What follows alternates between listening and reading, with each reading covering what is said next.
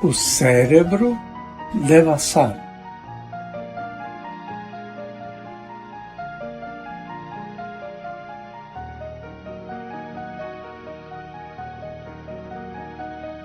Já é possível ver o cérebro em plena atividade.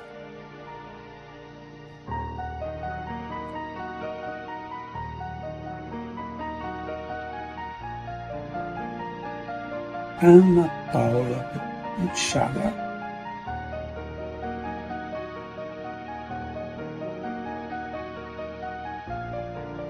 O cérebro é considerado a caixa preta do corpo humano.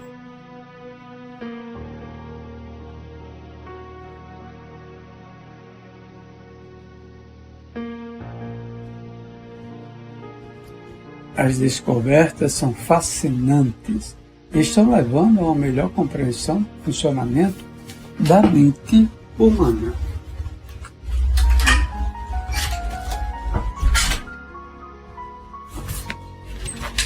De tão insondável, foi objeto de todo tipo de especulação.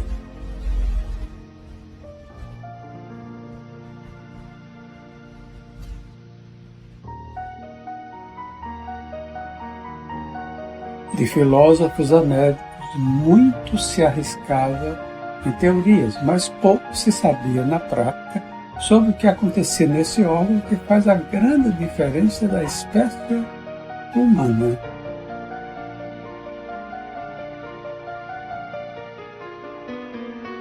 Nos últimos 5 anos, contudo, com a invenção e o aprimoramento da ressonância magnética funcional, do PET/CT,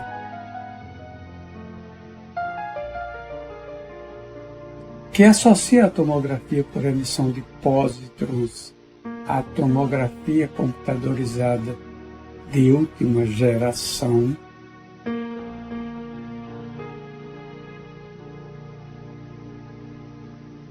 e da espectroscopia, novas imagens vieram à luz e estão revolucionando o conhecimento do cérebro.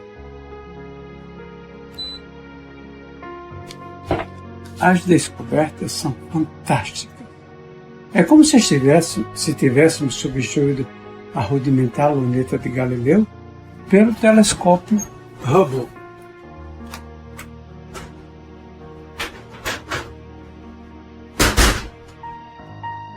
Compara o neuroradiologista Edson Amaro Júnior do Hospital Albert Einstein e do Hospital das Clínicas em São Paulo.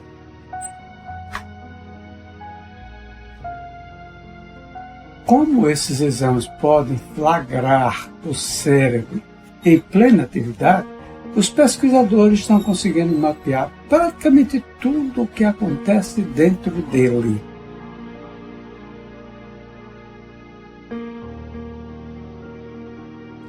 Como se processa as emoções, a cognição, o pensamento e o raciocínio, e até mesmo como se originam algumas doenças.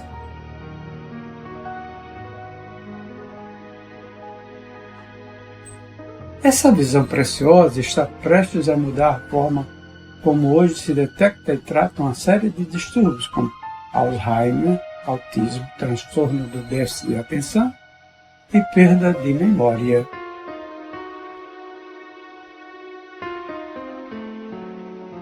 Ela também ajuda a identificar os aspectos que contribuem para o aparecimento de problemas como depressão, esquizofrenia, alcoolismo e uso de drogas.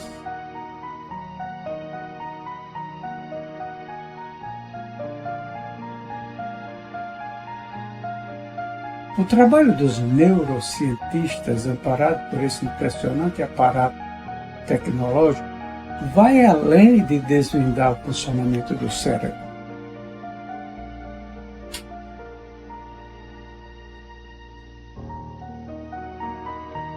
Está se descobrindo de que maneira ele responde a estímulos externos, tanto que já se criou uma nova modalidade nos Estados Unidos, o neuromarketing.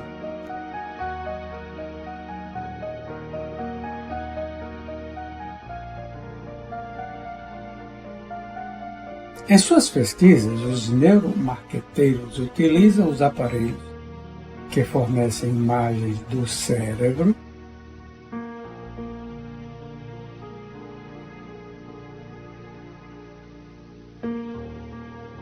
para saber que áreas são ativadas quando a pessoa é exposta a marcas, produtos ou imagens e falas de políticos.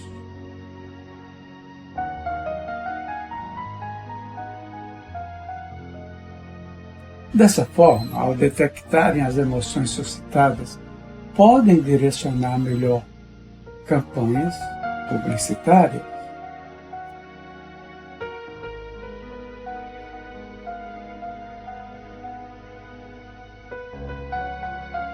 Não se exclui ainda que esse tipo de iniciativa também seja empreendida em tratamentos psicológicos.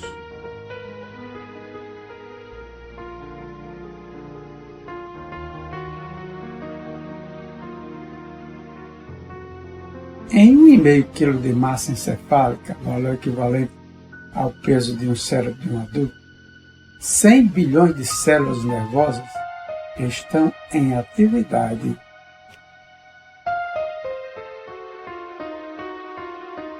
Cada uma se liga a milhares de outras em mais de 100 trilhões de circuitos.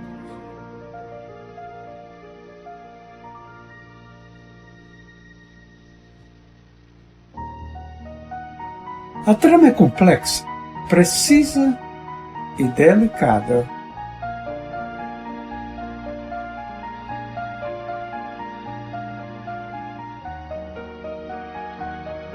Graças a ela, o homem pensa, raciocina, lembra, enxerga, ouve, aprende.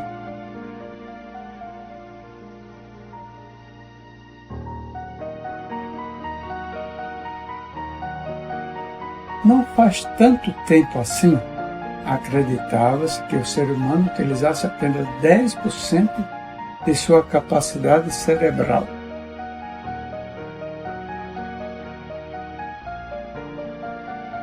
Hoje já se sabe que esse é mais um daqueles mitos que se produzem no vai e vem da ciência.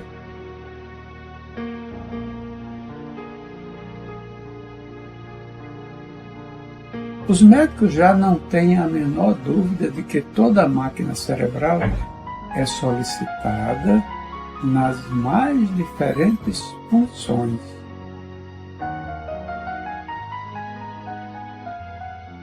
Qualquer atividade ou pensamento com um mínimo de complexidade, como jogar a conversa fora ou ler uma história em quadrinhos,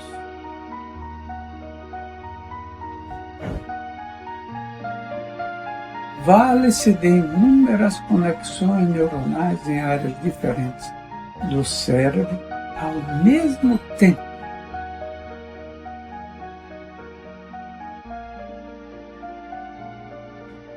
Afirma o neurologista Steven Yantz, da Universidade Johns Hopkins, em Baltimore, nos Estados Unidos.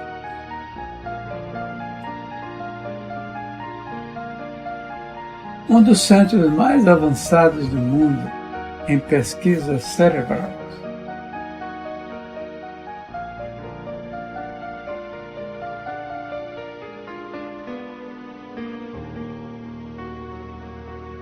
Durante séculos, o conhecimento da estrutura cerebral humana permaneceu rudimentar.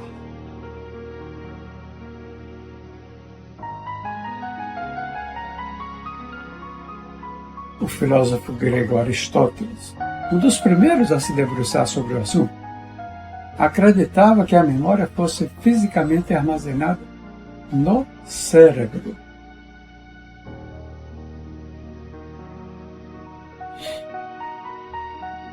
As recordações ficariam uma a uma impressas no tecido cerebral.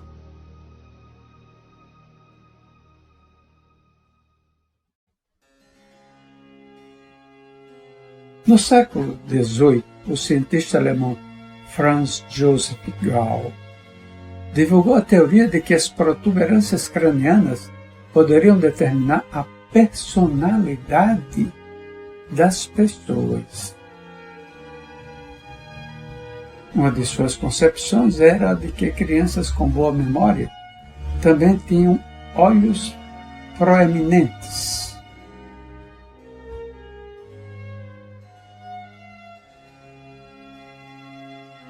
Uma pista clara de que, segundo ele, a memória estava armazenada no cérebro.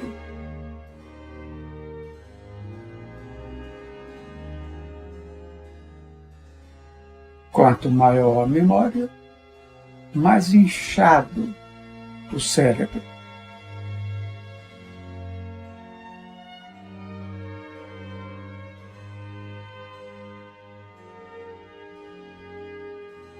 Conhecido como frenologia, essa teoria foi derrubada em 1861, quando o neuroanatomista francês Paul Broca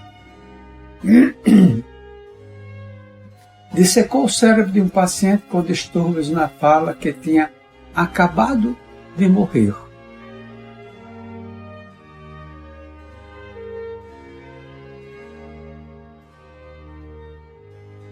O que ele viu não correspondia ao que dizia a frenologia.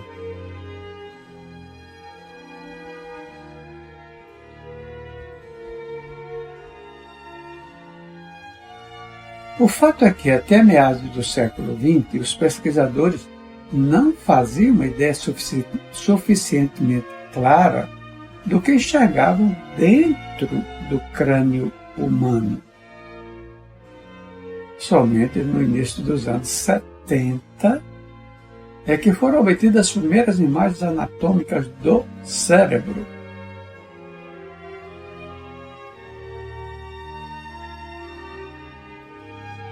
Isso foi possível com a ajuda de computadores que passaram a processar as imagens dos raios-x, técnica batizada de tomografia computadorizada.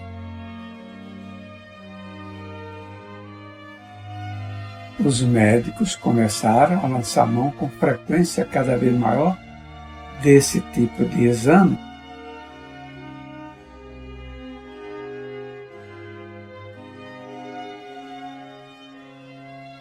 Hoje, mais avançado, que mostra a estrutura do cérebro em finas fatias.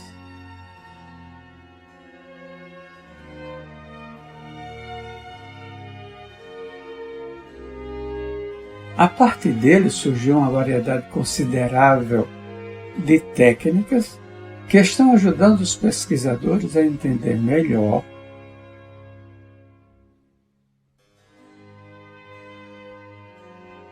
a relação entre a estrutura cerebral, as funções neuronais e o comportamento humano.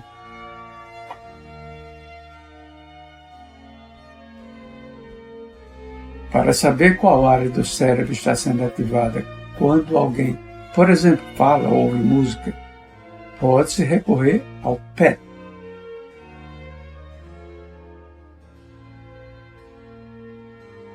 Sigla em inglês para tomografia por emissão de pósitrons, que mapeia o cérebro com a ajuda de material radioativo.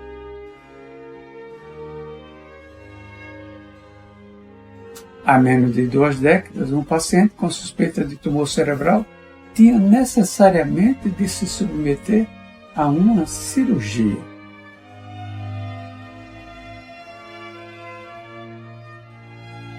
Atualmente, graças à ressonância magnética, para mapear o cérebro, basta o paciente entrar num tubo.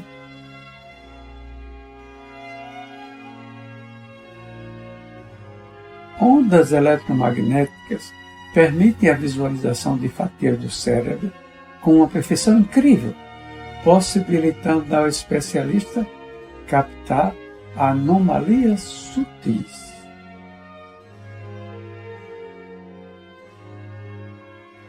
Doenças que antes só eram estudadas em cérebro de cadáveres, agora podem ser acompanhadas em toda a sua evolução,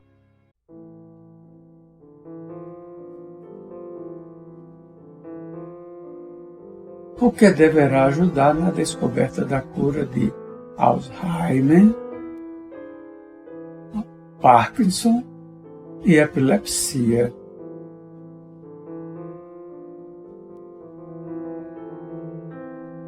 Por meio da ressonância magnética funcional, uma evolução da ressonância magnética,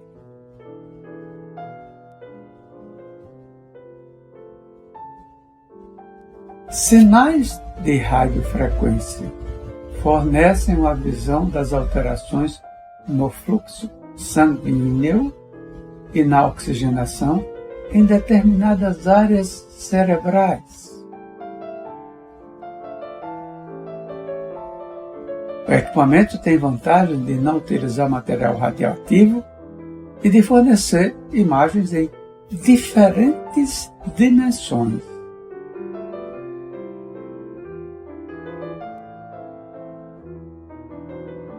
É seguro e não invasivo.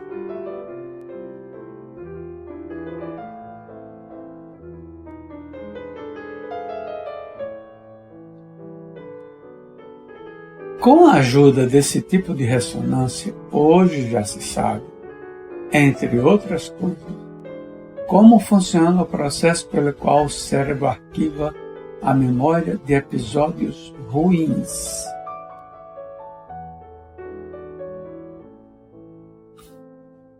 Para impedir que esse registro permaneça na superfície da memória, há uma diminuição na atividade do hipocampo, uma das regiões envolvidas no processo de lembrança.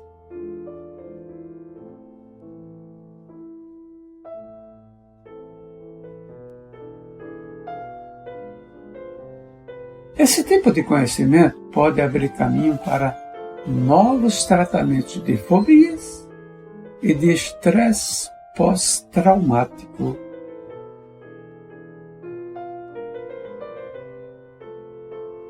Uma maior investigação sobre o hipocampo também permitirá que sejam criados procedimentos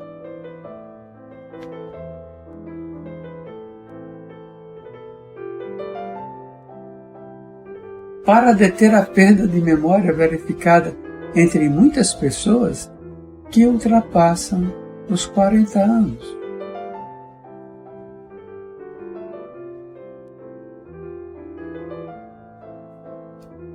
Por meio da espectroscopia por ressonância magnética, o tratamento precoce da esclerose múltipla,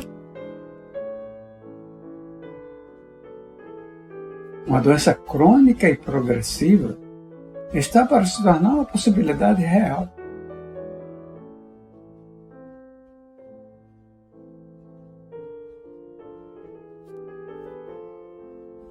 Isso porque, com o exame, é possível medir os níveis de uma substância no cérebro relacionada à doença.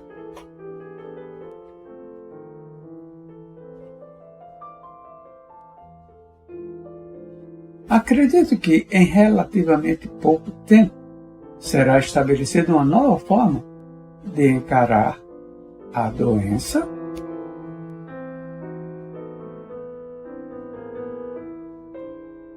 diz o médico David Ilsen, professor de radiologia da Universidade Johns Hopkins.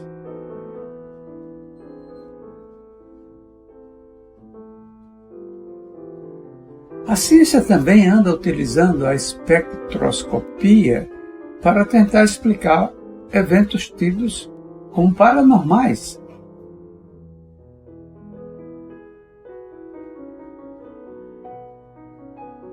A experiência transcendental é um deles.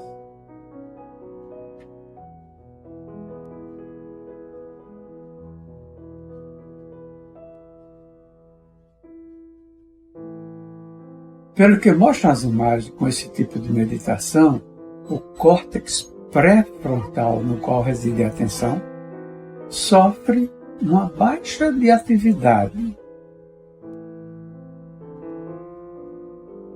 fazendo com que a pessoa perca a noção de tempo e de espaço.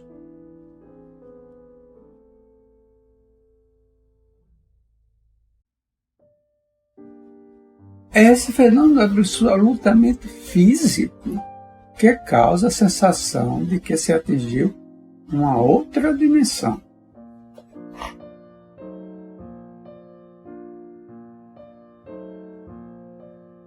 As imagens do cérebro em ação já têm uma aplicação prática incontestável.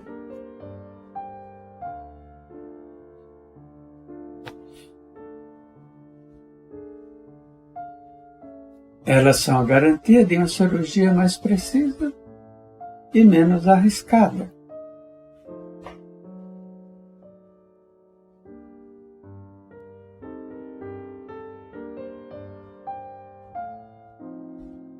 Como nenhum cérebro igual ao outro, os neurocirurgiões estão se valendo do que veem para saber exatamente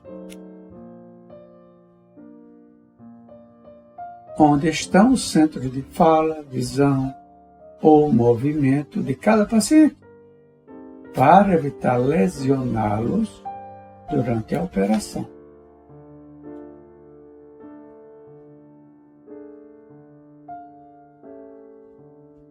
Além disso, ao conhecer exatamente qual dano que um distúrbio é capaz de causar em determinada área cerebral,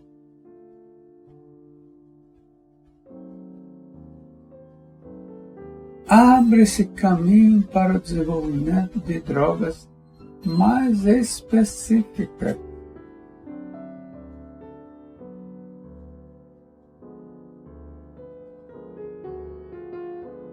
Através das imagens também é possível monitorar os tratamentos e suas evoluções.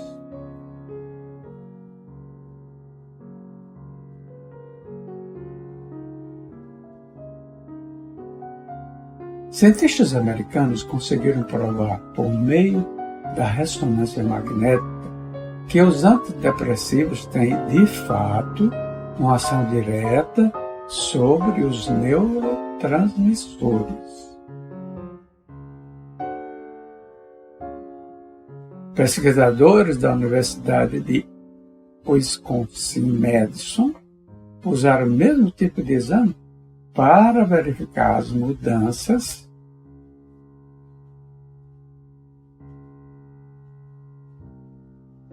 que ocorriam em pacientes medicados com o antidepressivo Effexor.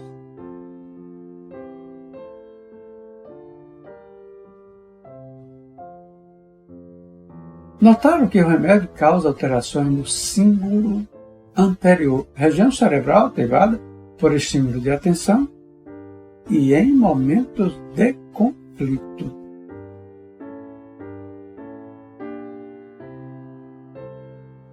Uma das surpresas foi observar que essas mudanças ocorriam em apenas 2 semanas de tratamento.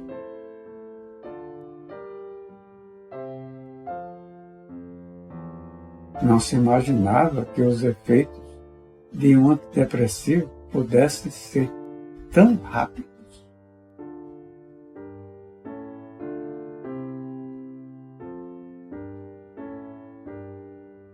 O achado foi publicado na revista americana Journal of Psychiatry.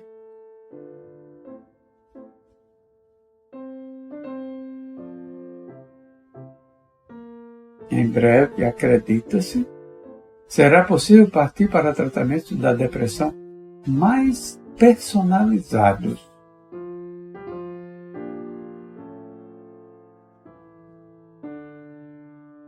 Pacientes com resistência a antidepressivos serão submetidos a exames de imagem,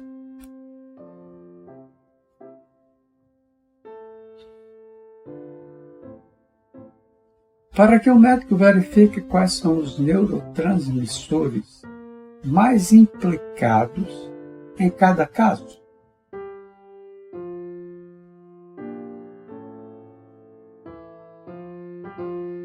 Com isso, ele prescreverá medicamentos antidepressivos manipulados com a dose certa de certas substâncias.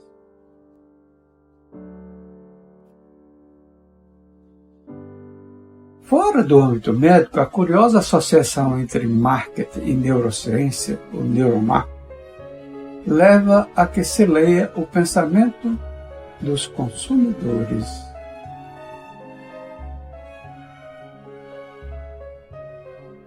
Ao se monitorar a atividade cerebral do pesquisado, dá para saber se ele aprova ou rejeita determinado produto ou marca e, mais importante, por quê.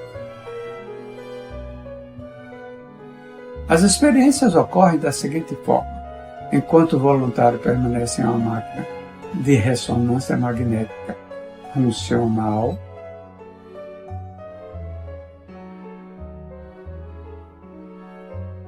os pesquisadores lhe apresentam fotos ou videoclipes.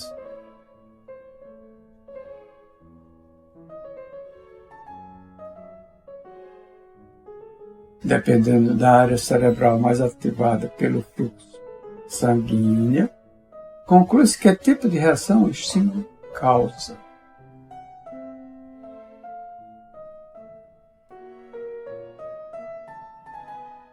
Os neurocientistas já constataram, por exemplo, que a migração de sangue para uma área do cérebro conhecida como córtex pré-frontal medial,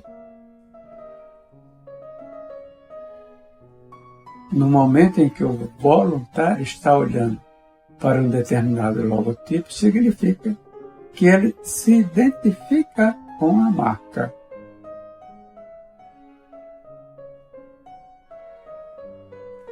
Esse é um campo com um potencial imenso para empresas de marketing e institutos de pesquisa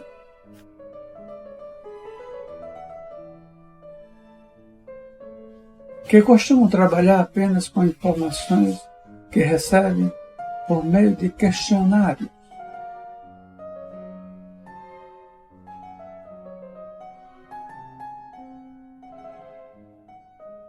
Como nada garante que o entrevistado esteja falando a verdade, há sempre um fio de suspeita nessa sondagem,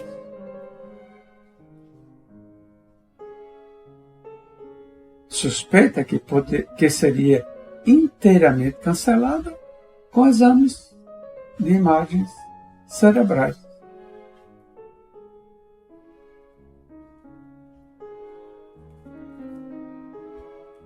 O neuromarketing começou a dar seus primeiros passos no fim dos anos 90.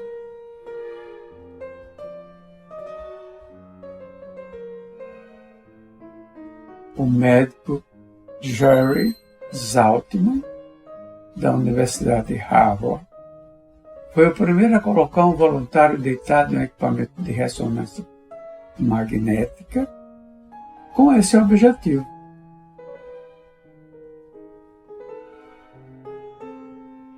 Em 2001, a empresa de marketing americana Bright House, de Atlanta, passou a explorar esse filão comercialmente.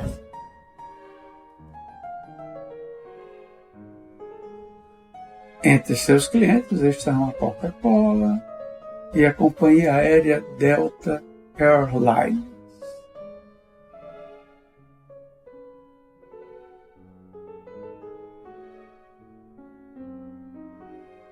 Dois fabricantes de carro, a alemã Daimler Chrysler e a Ford europeia, admitiram que utilizaram os estudos de neuromarketing no ano passado.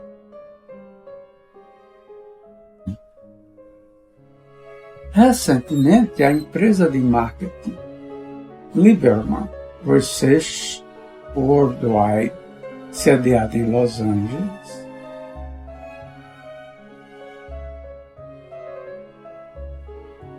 começou a prestar serviços de neuromarketing a grandes estúdios de cinema.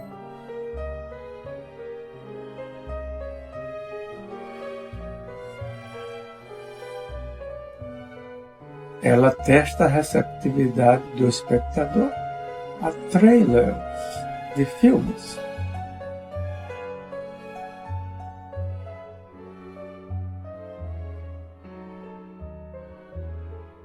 Na política, o terreno para o neuromarketing parece ser vasto.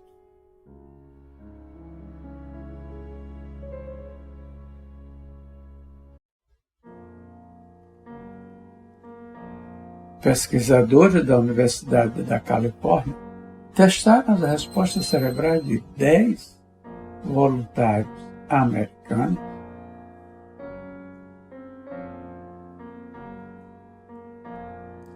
metade eleitora do Partido Republicano, metade do Partido Democrata, a 3 vídeos de propaganda política. Em um deles, o presidente republicano George W. Bush faz menção aos ataques do 11 de setembro.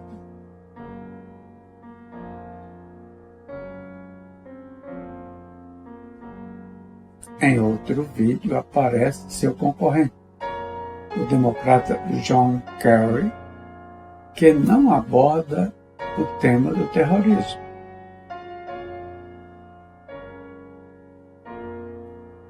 Numa terceira fita é mostrado o comercial famoso nos anos 60, utilizado pelo candidato democrata Lyndon Johnson contra o republicano Barry Goldwater.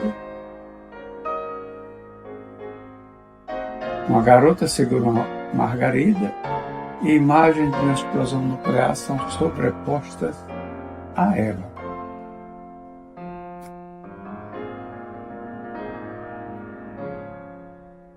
Uma alusão à possibilidade de ser deflagrada uma guerra atômica caso o belicista Goldwater fosse eleito.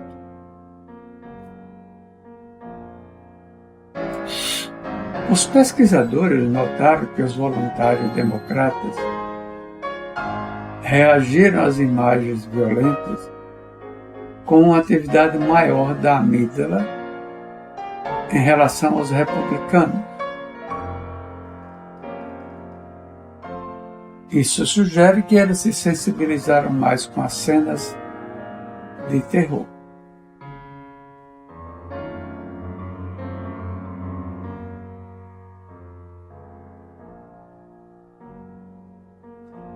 Outra vertente desse estudo foi analisar o que acontecia no cérebro dessas pessoas quando expostas às imagens de Bush e Kerry fora do contexto de um comercial de TV.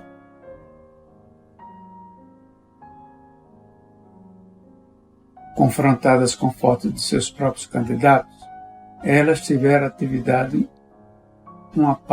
ativada uma parte do córtex pré-frontal associada a reações instintivas. Mas quando a imagem era do candidato do outro partido, ativaram-se áreas mais voltadas para a racionalidade.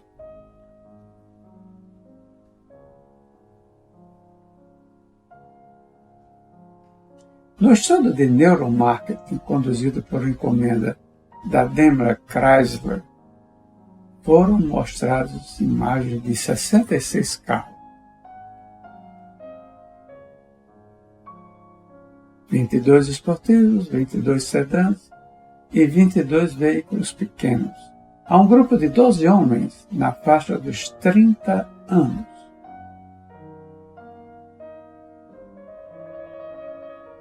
A conclusão: os esportivos excitam áreas do cérebro associadas a poder.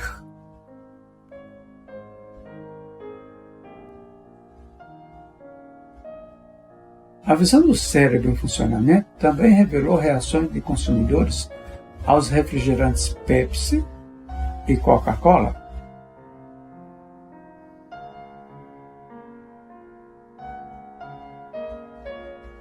As imagens mostraram uma maior preferência cerebral pelo sabor da Pepsi.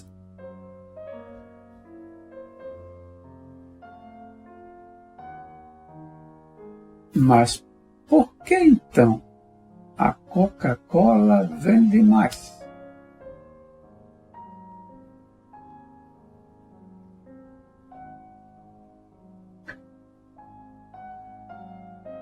Porque a marca estimula mais as áreas do cérebro ligadas aos atos de vontade.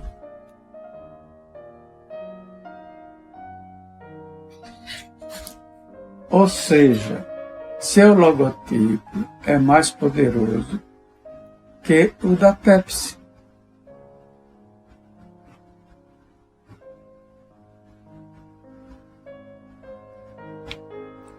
As novas tecnologias permitiram descobrir que o cérebro evolui até a maturidade.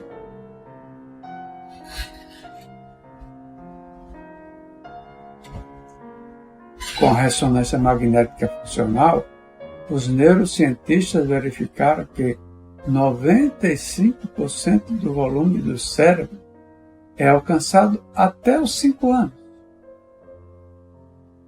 Os outros 5% são formados até os 35 anos.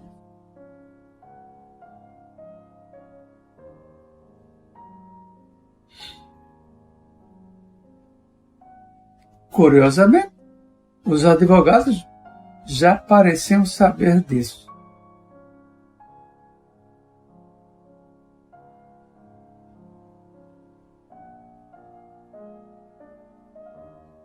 Tanto que recomendam que ninguém faça o próprio testamento antes dessa idade, brinca o médico Gary Goldstein, presidente do Instituto Kennedy Krieger de Pesquisas Neurológicas do Hospital Johns Hopkins.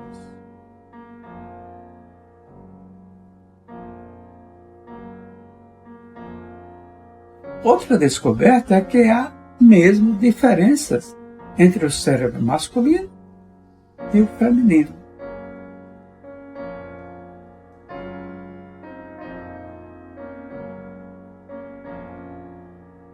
Um dado que chama a atenção dos pesquisadores diz respeito à linguagem.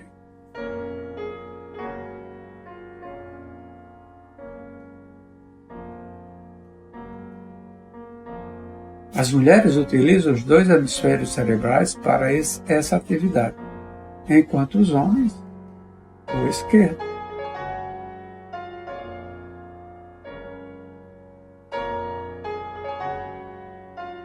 Isso dá a elas a vantagem de, em caso de um derrame no lado esquerdo, ainda manterem alguma capacidade de linguagem do lado direito.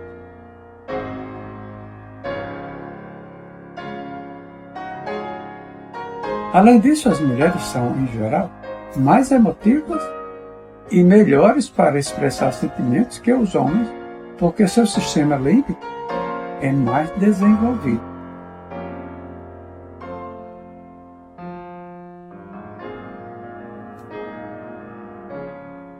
Há mais de um século e meio, a poeta americana Emily Dickinson escreveu um célebre poema que o cérebro é mais vasto do que o céu. O cérebro é mais vasto que o céu. Postos lado a lado, um facilmente conterá o outro. E o ser também.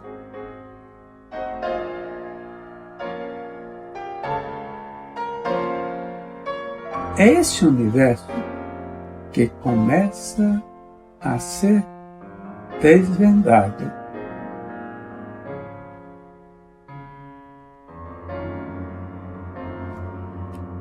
Ana Paula Buchato.